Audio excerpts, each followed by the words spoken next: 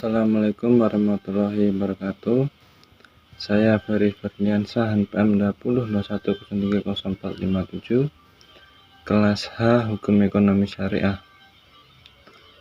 Di sini saya ingin menjelaskan materi bab 1 sampai bab 12, yaitu mata kuliah Hukum Acara Pidana.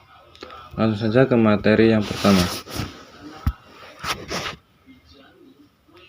Materi yang pertama yaitu penyelenggaraan peradilan pidana.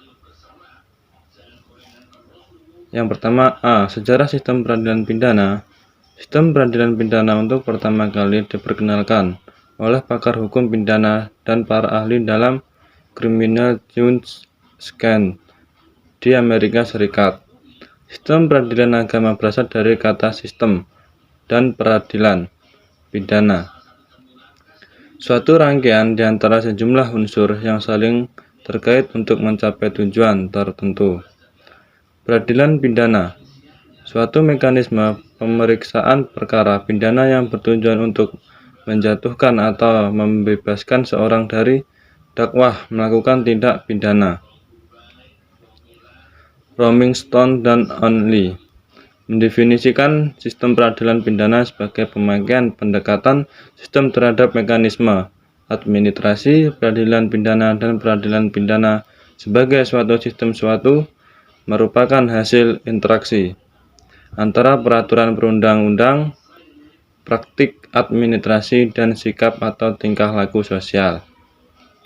Tujuan akhir dari sistem peradilan pidana dalam jangka panjang yakni mewujudkan kesejahteraan masyarakat yang merupakan tujuan kebijaksanaan sosial dalam jangka pendek, yakni mengurangi terjadinya kejahatan dan residivisme. Jika tujuan ini tidak tercapai, maka dapat dipastikan bahwa sistem itu tidak berjalan secara wajar. Yaitu bab yang kedua, sepintas perkembangan HAM di Indonesia.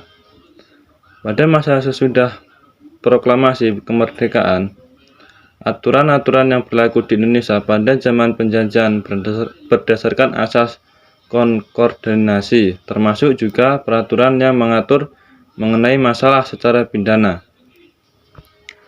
Berdasarkan pasal 2 aturan perlaihan Undang-Undang 1945 dinyatakan masih berlaku sebagai hukum nasional Indonesia selama belum ada UU atau peraturan lain yang mencabutnya. A. HAM menurut UU Nomor 1 DRT tahun 1951 membahas tentang tindakan-tindakan sementara untuk menyelenggarakan kesatuan kekuasaan dan cara pengadilan sipil. Proses pembuatan KUHP. Di tahun 1973, Panitia Pertaman Kehakiman dengan memperhatikan kesimpulan seminar hukum nasional tersebut menghasilkan naskah rancangan UU HAM yang kemudian dibahas bersama oleh suatu tim antar departemen, yakni Kejaksaan Agung, Departemen Hamkam termasuk Polri, dan Departemen Kehakiman yang dipilih oleh Menteri Kehakiman Prof. Umar Seno Adjie.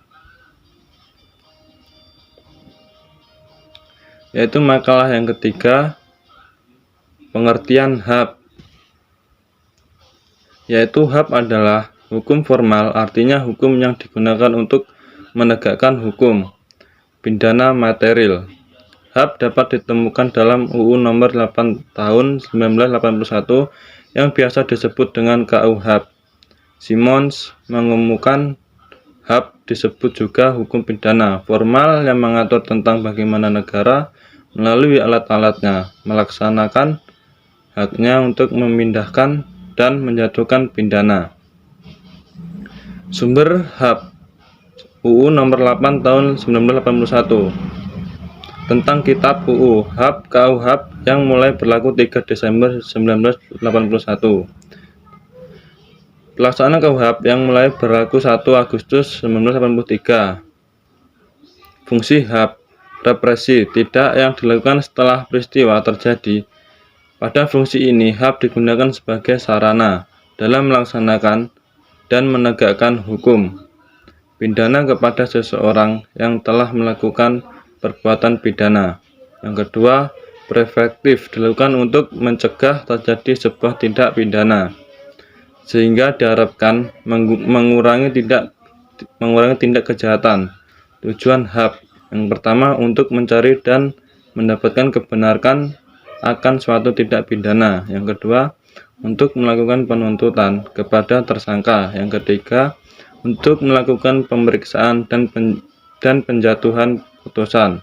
Selanjutnya makalah yang keempat, tahap-tahap pemeriksaan dalam HAP. Yang pertama, tahap penyelidikan adalah serangkaian tindak penyelidikan untuk mencari dan menemukan suatu peristiwa yang diduga sebagai rebutan pidana guna menentukan dapat atau tidaknya dilakukan penyidik.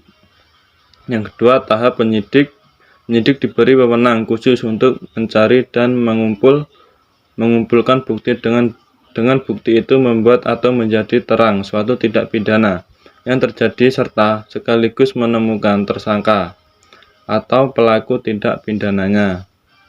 Yang ketiga, tahap penentuan adalah tindak penuntut untuk melimpahkan perkara pidana yang pengadilan negeri yang berwenang dalam hal dan menurut cara yang diatur dalam UU ini dengan pemerintah, supaya diperiksa dan diputus oleh hakim sidang pengadilan.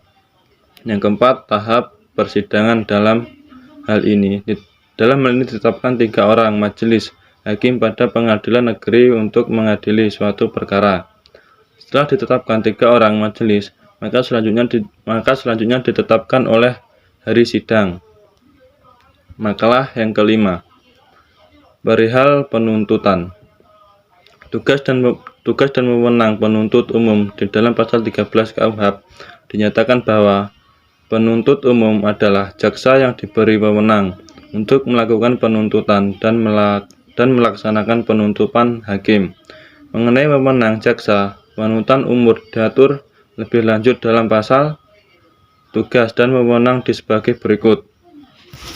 1. Melakukan penuntutan dan perkara pidana. Yang kedua, melakukan penuntutan hakim yang putusan pengadilan. Yang ketiga, melengkapi berkas perkara tertentu. Yang keempat, melaksanakan penuntutan. Yang kelima, penuntutan perkara dengan kepentingan hukum. Yang keenam, memberitahukan kepada terdakwa tentang ketentuan hari dan waktu perkara. Disidangkan yang disertai surat pengadilan. Selanjutnya surat dakwah, yaitu surat yang akte yang memuat perumusan dari tindak pidana yang didakwahkan yang sementara dapat disimpulkan dari hasil penyidikan dari penyidik yang merupakan dasar bagi hakim untuk melakukan pemeriksaan di sidang pengadilan. Makalah yang keenam, wewenang pengandaian untuk pengadilan.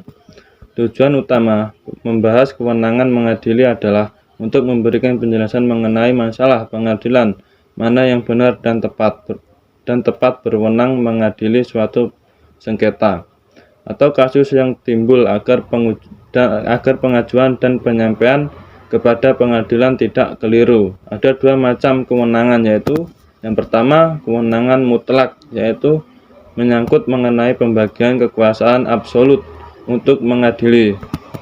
Yang kedua, kewenangan relatif, mengatur pembagian kekuasaan mengadili berdasarkan wilayah antara pengadilan yang serupa. Pengertian pengadilan adalah serangkaian tindak hakim yang menerima, memeriksa dan memutus perkara pidana berdasarkan asas bebas, jujur, dan tidak memilih di sidang pengadilan dalam hal dan menurut cara yang diatur dalam undang-undang.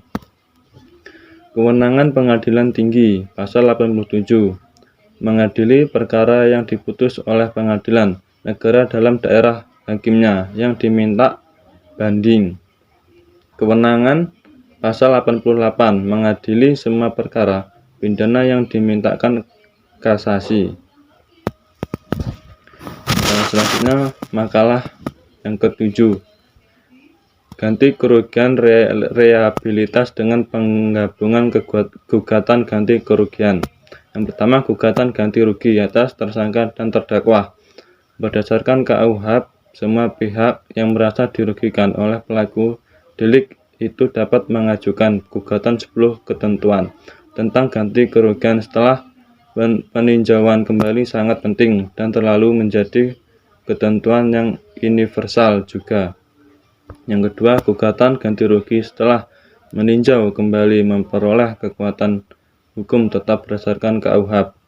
KUHP tidak memberikan penjelasannya tentang apa yang dimaksud dengan putusan pengadilan dalam rumusan pasal 263 ayat KUHP, yaitu apakah penuntutan tersebut harus diartikan sebagai putusan yang diucapkan dengan hadirnya terdakwa saja, atau termasuk pulau ke dalam pengertiannya, yakni putusan yang diucapkan tanpa hadirnya terdakwa ataupun putusan pengadilan seperti yang dimaksud dalam rumusan pasal 263 ayat KUHP itu harus diartikan baik sebagai putusan pengadilan yang diucapkan dengan hadirnya terdakwa.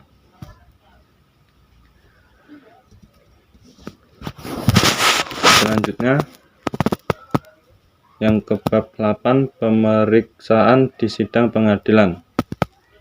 Pemeriksaan identitas terdakwa tujuan untuk mencocokkan dengan identitas terdakwa dalam surat dakwaan dan berkas-berkas perkara lainnya untuk memastikan dan meyakinkan dalam persidangan. Yang kedua, pembacaan surat dakwah. Yang ketiga, proses pembuktian. Proses ini dilakukan setelah pembacaan surat dakwah. Penuntut umum dan terdakwa atau penasehat hukum tidak mengajukan ekspektasi oleh terdakwa atau penasehat hukum. Bukti-bukti atau cara pembuktian sidang. Yang ketiga. Yang kelima, vonis atau tuntutan pengadilan. Selanjutnya, makalah yang ke-9, perihal pembuktian. Pengertian pembuktian menurut JCT Simorgir, pembuktian adalah usaha dari yang berwenang untuk mengemukakan kepada hakim sebanyak mungkin hal-hal yang berkenaan dengan suatu perkara yang bertujuan agar supaya dapat dipakai oleh hakim sebagai bahan untuk memberikan keputusan seperti perkara tersebut. Tujuan pembuktian untuk dijadikan dasar dalam menjatuhkan putusan hakim kepada terdakwa tentang bersalah atau tidaknya, sebagaimana yang telah didakwah oleh panutan umum.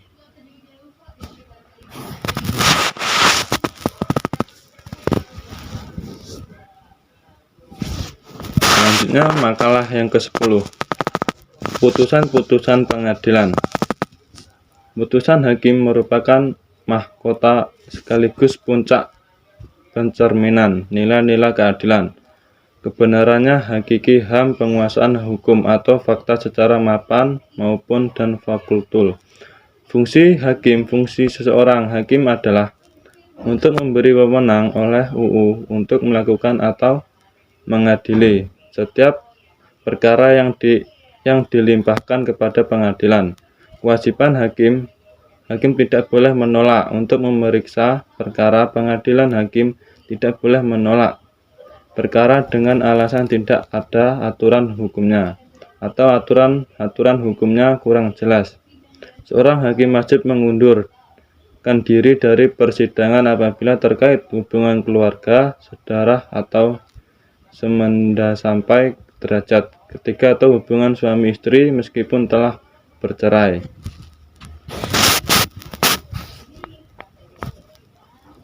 Selanjutnya, makalah yang ke-11, upaya hukum adalah suatu usaha melalui seluruh hukum dari pihak-pihak yang merasa tidak puas terhadap keputusan hakim yang dianggapnya kurang adil atau kurang tepat. Upaya hukum dibagi menjadi dua, yaitu 1.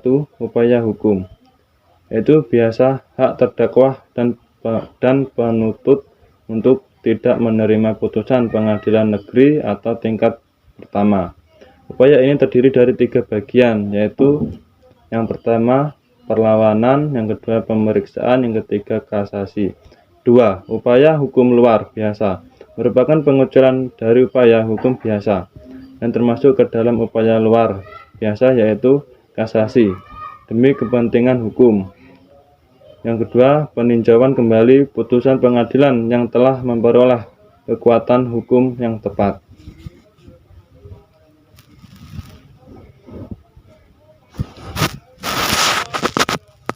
Selanjutnya, makalah yang ke-12.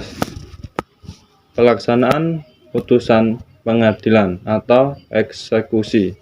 Eksekusi adalah pelaksanaan putusan pengadilan yang telah mempunyai kekuatan hukum, tetap yang dijalankan secara paksa oleh pihak yang kalah dalam perkara, tidak mau mematuhi pelaksanaan putusan pengadilan sebagai mestinya. Dasar hukum eksekusi. RF pasal tentang eksekusi real sama nomor 3 tahun 2000 dan semua nomor 4 tahun 2001. Asas-asas eksekusi. 1. Putusan yang akan dieksekusi telah mempunyai kekuatan hukum yang tepat. Yang kedua, putusan tidak dijalankan secara sukarela oleh yang kalah. Yang ketiga, putusan yang akan dieksekusi bersifat kondomotor. Yang keempat, eksekusi atau perintah dan dipimpin oleh ketua pengadilan. Jenis-jenis eksekusi. Yang pertama, eksekusi real. Yang kedua, eksekusi pembayaran sejumlah uang. Yang ketiga, eksekusi untuk melakukan suatu perbuatan. Sekian penjelasan dari saya. Jika ada salah, saya mohon maaf. Saya akhiri. Assalamualaikum warahmatullahi wabarakatuh.